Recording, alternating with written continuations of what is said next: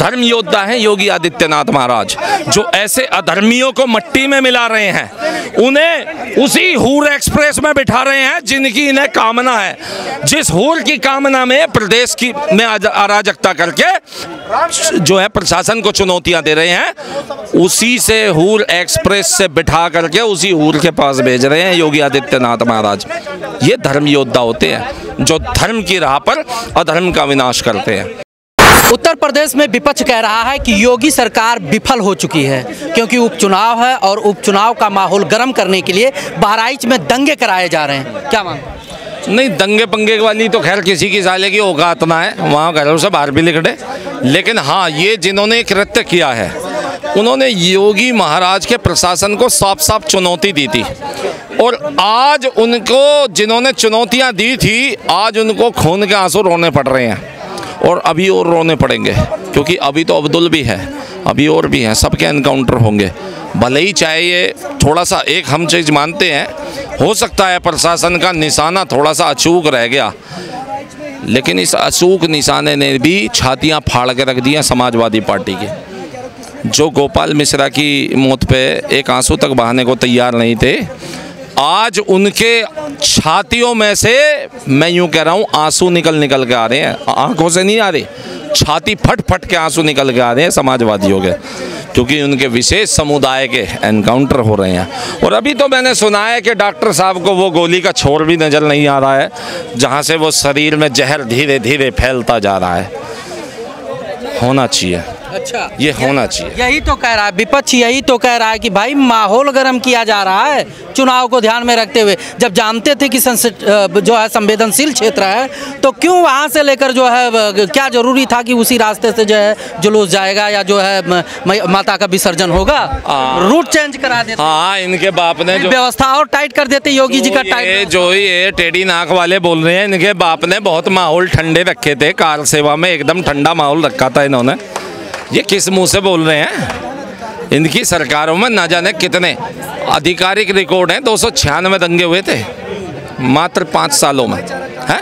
और मुजफ्फरनगर का दंगा तो भाई साहब वो तो नरसंहार था, हैं? और ये वहाँ पे महफिलें सजाने में मस्त थे, सैफई वो महोत्सव में, हैं?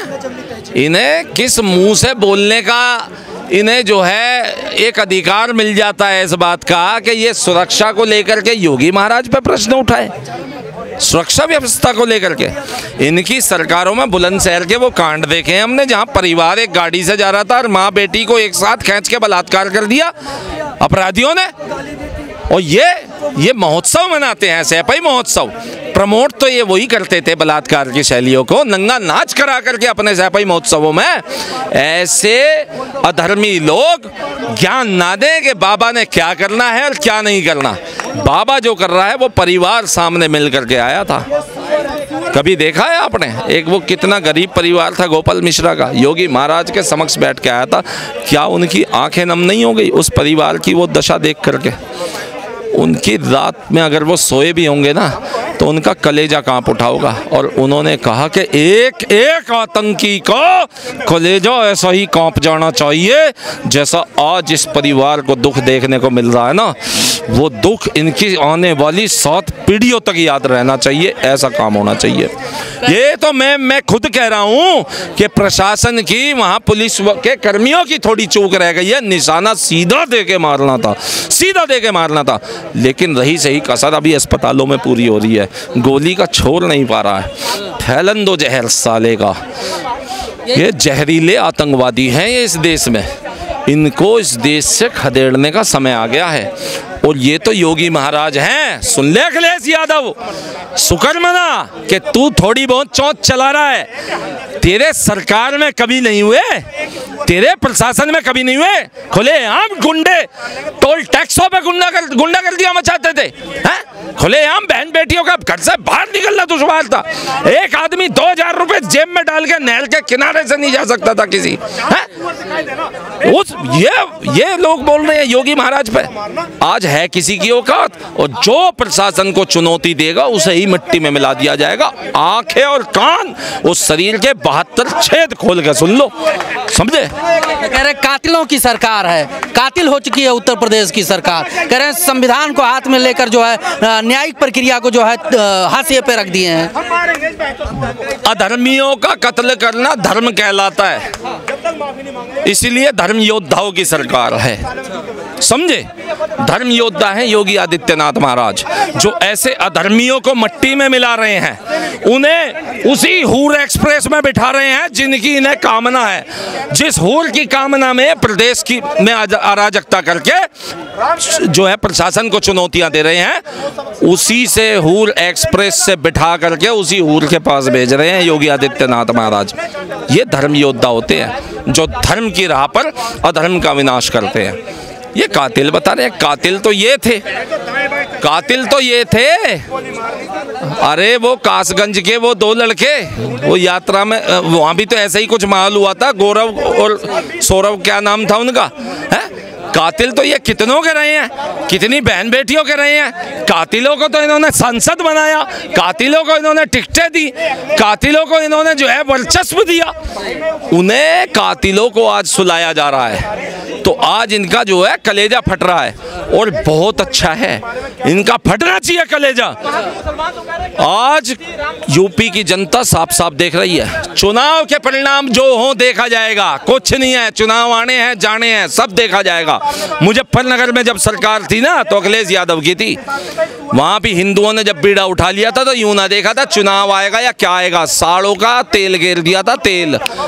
और ये तो हम कह रहे हैं कि अखिलेश यादव तू अब कर, तू चल, जहां तेरी एक नॉन बीजेपी की गवर्नमेंट हो, तू चल करवा, और एक बार प्रशासन से कहलवा के हिंदुओं तुम जानो, तुम्हारा काम जाने।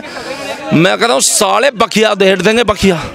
इसी बात को तो लेकर विपक्ष कह रहा है कि धार्मिक उन्माद फैलाकर हिंदू मुसलमान करके हिंदू युवाओं को जो है बहकाया जा रहा है। धार्मिक उन्माद फैलाना किसे कहते हैं? वो देखो, वो जो मौलाना भी बड़बड़ाया है और देवी को लेकर के कितना महिलाओं को लेकर अभद्र टिप्पणी करी है उसने अपनी बार में, तो कहते हैं सल्तन से जुदा, और दूसरे के धर्म को लेकर के जो टिप्पणियां करते हैं। अब अखिलेश यादव कुछ नहीं बोलेगा, अब नहीं बोलेगा। और सुन ले वो मौलाना, तू साले जहां से लिखड़ा है ना, तुझे सुअर के बीज वहीं देंगे।